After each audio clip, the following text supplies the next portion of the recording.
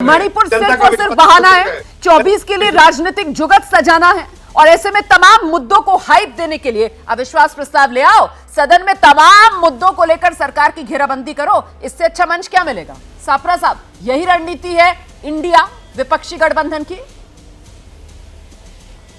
देखिए रोमाना जी, देखिए हम तो कह रहे थे कि 267 के तहत ये चर्चा हो जाए, लेकिन ये सरकार नहीं मानी। ये शॉर्ट चर्चा, छोटी चर्चा करना चाहते थे।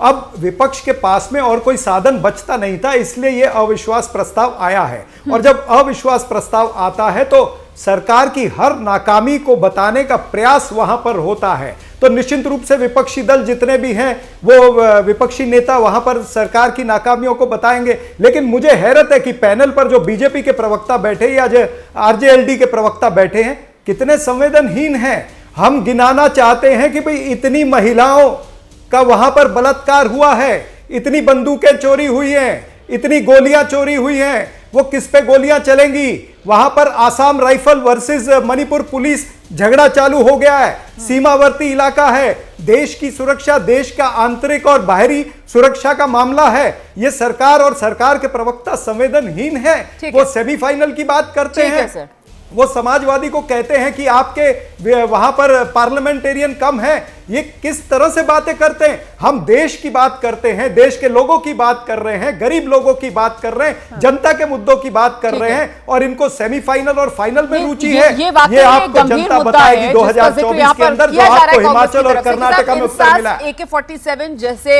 हथियार जो है वो लूट लिए गए, कोई जवाबदेही, कोई जिम्मेदारी। खैर, अब सदन में जब चर्चा होगी तो इंतजार रहेगा कि इन तमाम सवालों को लेकर क्या जवाब मिलता है।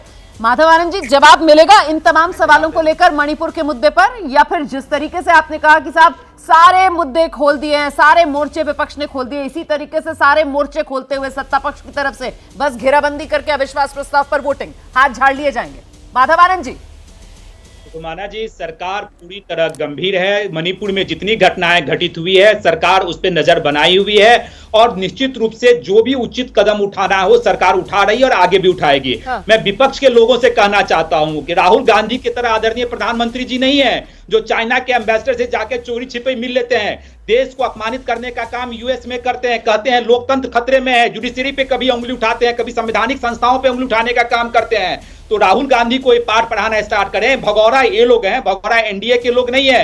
एनडीए के लोग सदन में पूरी तरह चर्चा चाहते हैं। इनके एक एक मुद्दे पे गंभीरता से हमारे नेतागण जवाब देने का काम करेंगे और पूरी विपक्षी एकता एक्सपोज हो जाएगी। 2 दिन का टाइम दीजिए, पूरी विपक्षी एकता एक्सपोज हो जाएगी। पत्रकारिता कोई इमोशन नहीं है, ना अपना कोई ज्ञान देना है और ना कोई विचार थोपना है। पत्रकारिता क्या है? पत्रकारिता का मतलब है सही जानकारी इकट्ठा करना और तथ्य बताना। पत्रकारिता आज जितने महत्वपूर्ण दौर में है, शायद पहले नहीं थी। इस दौर से निकलने के लिए सिर्फ सच दिखाने की जरूरत है, वो सच जो आपके हित को आगे रखे। इसलिए अब रात 9 बजे प्राइम टाइम नहीं होगा, ये आपका टाइम है। जगविंदर पटियाल के साथ देखिए पब्लिक इंटरेस्ट, सोमवार से शुक्रवार रात 9 बजे सिर्फ एबीपी न्यूज पर। एबीपी न्यूज आपको रखे आगे।